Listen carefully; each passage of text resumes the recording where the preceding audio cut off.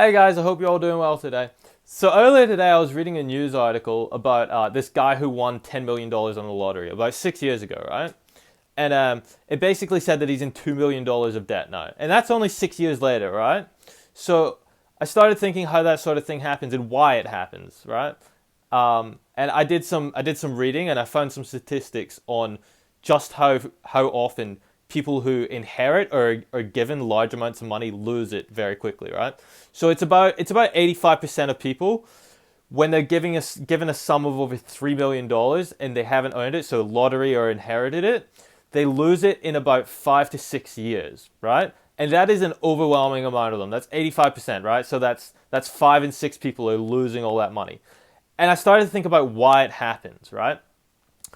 And basically I came to the conclusion that they haven't earned it, right? So they've just been given it. So it kind of undermines the value of it in their head. Obviously it's still a very valuable means of exchange for everyone else. So it's like if I was to just give you tons and tons of gold, right? You would just start spending it on everything, right? And resetting that standard of what it's worth to you is really difficult to do, right? Um, so yeah, they also don't know how to create wealth for themselves. So, and they don't usually know how to invest the money that they get. So their income isn't going up. They got this one-off massive income, but it's not going to keep going up because they don't know how to create more and they don't know where to put it, right? So it generally just goes down because they have expenditures, they have bills, and then they buy a lot of like recreational purchases like cars, material possessions, that sort of thing. Um, so yeah, it's not just about making the money, right? You got to know what to do with it once you've got it, okay? And you got to know how to build it so you can pass it on to your kids and stuff like that. So I'm going to be talking about decreasing debt and increasing income, right? So that we ultimately increase our net worth, okay? So yeah, we're going to be talking about personal finances and pretty much how to manage it. So to have a net worth that increases, your income basically needs to exceed the money coming out, your expenditures, your bills, all that sort of thing, right? Um, so the first thing you need to do to get your finances in order is just have awareness, right? You need to, whenever you're going to go somewhere, you need to establish where you are in order to like plot a path, right? It's the same in everything, like travel, um, doing long-term goals, right? It's the same. You need to know where you are so that you know if you're on the right path, and if you're not on the right path, you know to get on the right path, right? So the first thing you want to do to create awareness is you're going to write down a list, right? And this list is going to have two types of bills on it.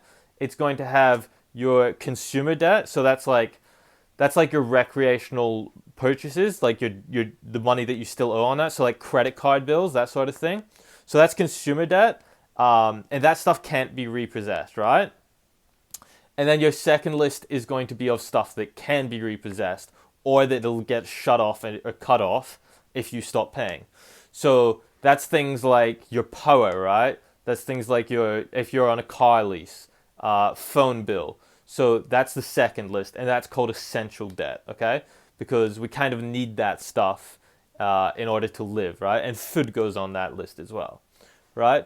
So both of these types of bills actually do need to be paid, but basically there's a priority, and that's obviously the essential debt, right? And both of these lists need paid because we want a good reputation in the financial institutions, right? This will help bolster our like borrowing potential in the future for when you're making like large investments and stuff. Um, yeah, so now we look at the amount you have coming in, right? So now you've got both lists of your expenditures. So now you look at the amount you have coming in, right? And you don't include the income from the business just yet. Um, so yeah, once you have the number coming in, you subtract that from your essential debt, right? Because that's the stuff that you absolutely need to pay. Okay. Um, and this new number is the amount of disposable income. I don't really like that term though because no money is really disposable, right? Like if you're smart with money, you're not disposing of it. So I prefer discretionary income, okay? Because we get to use it at our discretion, right? And we will put that towards the consumer debt mostly. because we don't like limiting your recreational purchases and having that discipline to limit those recreational purchases is what's going to allow us to put more into our investments and get more back out of it, right?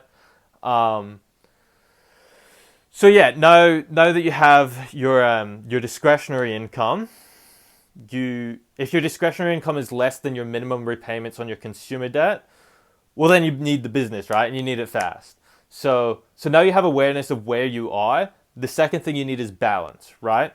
So that's pretty much getting, if you don't have enough money for your minimum repayments on your consumer debt, that's getting more money to balance that your list, basically.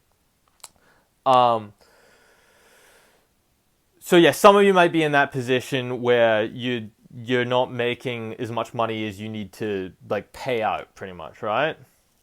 Um, and as our income increases, we tend to let our expenses and liabilities increase as well, right?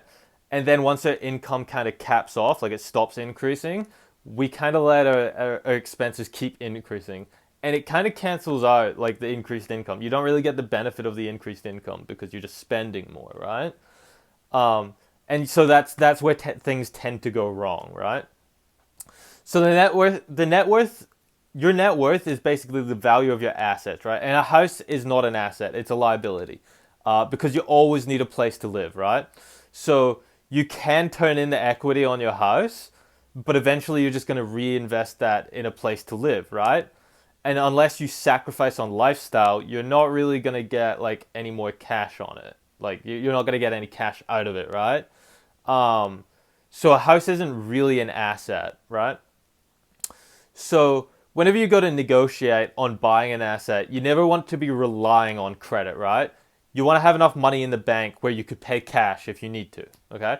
But we do want to use that line of credit. We want to use it at a low interest rate, so you negotiate there. But you do want to use the line of credit so that you have a good credit rating and you have credit history. And that's again to bolster that borrowing power for when it comes to getting money off the bank to make those big investments, right? Because that's where you make the real money. It's in investing, and the investing is only possible when you're able to borrow large amounts of money from the bank, which comes from a good credit rating and a good credit history. Okay.